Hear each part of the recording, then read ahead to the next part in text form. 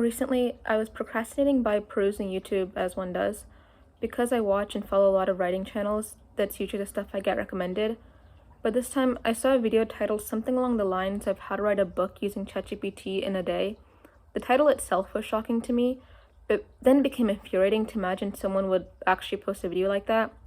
But the video only had 40 views, and at first I was like, okay, it's not that serious. Still, my curiosity got the best of me, and I typed in writing with ChatGPT, writing novels with ChatGPT, or other AI in the YouTube search bar. And oh my god, I was shocked by how many videos actually came up. More than that, I was shocked by the amount of views that these videos had, in the hundreds of thousands. And I knew AI was already making marks in the publishing industry, and there's enough money-hungry people who don't need a tutorial or anyone else's encouragement to do stuff like this. But I genuinely cannot believe the sheer audacity one has to have to motivate others to replace human creation with AI. But I still want to start by taking the most sympathetic approach possible when it comes to the usage of generative AI in writing, because it seems to me that these videos are targeting, one, obviously people who like easy money as a side hustle, but more concerningly, people who genuinely have a story in their head and then they want to tell it, but they feel like they don't have enough skill to tell it and they don't think they can do justice to it. Whether it be they think they're too old, too young, there's not enough time in the day, they just think they're stupid, to weave plots like that. Using AI can very easily seem like the easy way out. I've been writing for the last 12 years and telling stories for as long as I can remember. I completely understand feeling incompetent and too stupid to write the super cool, fantastical stories you see in your head. The idea looks like a cinematic masterpiece in my head and I'm so excited to write it, but when I actually start typing, everything just falls apart and the characters are just watered down versions of themselves, the prose is cliche, and the plot is going nowhere fast. And it still happens now, and I'm sure it's going to still happen in the future where I keep trying new ideas. But at least I tried. An idea can feel perfect because it's just a vague, shapeless blob in your head filled with the most video edit-worthy parts. The process of turning it into a structured story is scary because it ruins that perfectionism that you thought existed. But here's a mind-blowing revelation that we all learned in kindergarten.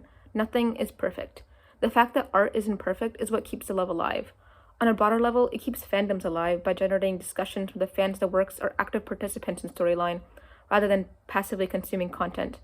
I don't know about you, but I feel like one of the coolest things about the internet is the ability for people to celebrate a piece of media around the world, breaking linguistic and cultural barriers. From the memes to discussing theories, to learning about difficulties the creators had while making the art, all of that is what makes the art iconic. Lord of the Rings would not be the same if Viggo Mortensen did not stub his toe. The fact that there's a human behind all of this art is what makes it imperfect, but that's also what makes it worth telling. I don't want to be told perfect stories if such thing exists. I want to be told emotional ones. I want to feel something, and I want to know there's someone on the other side who also feels the same way, not just some guy half-heartedly typing prompts into ChatGPT on one hand and scrolling through Subway Surfers Reddit posts on another. Stories take time to craft, and any self-respecting writer would know that the process of writing means just as much as the end result. My main work in progress is a fantasy series I've worked on since 8th grade, and I can't overstate how much it's changed, and how much it's changed with me to the point that I feel like the characters are more like close friends rather than mere puppets. Each draft I've written feels like a life I've lived, and like old people are always talking about valuing your life and your time. And don't get me wrong, I want to share this story at some point someday, along with all my other novels. And I do want to be published, and money would be nice, but that's not my primary motivation as a writer. And will all this effort amount to something in the end? I don't know, but I will never know if I never try, and that should be motivation enough. And if you go back to the blob idea, if you imagine each of your ideas as just a blob, a shapeless lump, it can be hard to make sense of the random ideas, the character ideas, aesthetics that feel so random and there's no plot tying it together. But the longer you spend with it, the more you chisel it down, and also you're sharpening your tool. On the other hand, if you choose to take the easy way out, you're kind of dulling your tool. In the science fiction short story I Have No Mouth and I Must Scream, the conscious AI called Am strips all the main characters, the last remaining people on Earth, to barely shells of themselves. He takes all the things that make them multifaceted, including their intellect, and designs specifically humiliating torture that parallels their former lives. At the end of the story, we're left with the main character Ted, who's the only one living on Earth with Am, who has turned him into a shapeless blob with literally no mouth. He couldn't say anything even if he wanted to because this AI has made him so. But in our reality, we have mouths. We have perfectly capable hands that can write and type, and perfectly capable working brains to grow and learn. But we choose to be silent and let the machine do all the thinking for your dumb monkey brain. Like, round of applause. I'm sure Anne would be so proud of you. Now, I'm gonna go on a bit of a side tangent here, but I promise I have a point. While recovering from the classic world builder disease, in the midst of a writing block, I recently rediscovered my love of storytelling after listening to the epic The Musical sagas and watching the fan-made animatrix. And oh my god, in the best way possible, it made me feel the way that Disney movies made me feel when I was younger.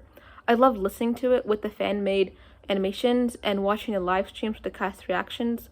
And I love how you can tell how much human effort went into it to adapt the Odyssey. And the fact that it's not even an actual show yet, with a live musical, the sagas have so many passionate fans who regularly listen to the music, make animations of it, sing covers of it, just goes to show that your work doesn't have to be this polished model to make people feel something.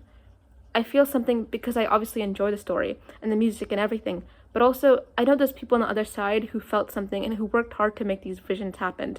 To quote Robert Frost, "No tears in the writer, no tears in the reader." And at the end of the day, I don't think a rant like this is really going to change the minds of anyone who prioritizes different things than I do. There's people who out there who don't care how they make money or how they make a quick buck, and us actual writers who write about them in our novels. But anyone on the fence, I'm begging you, don't do it. You do not need it.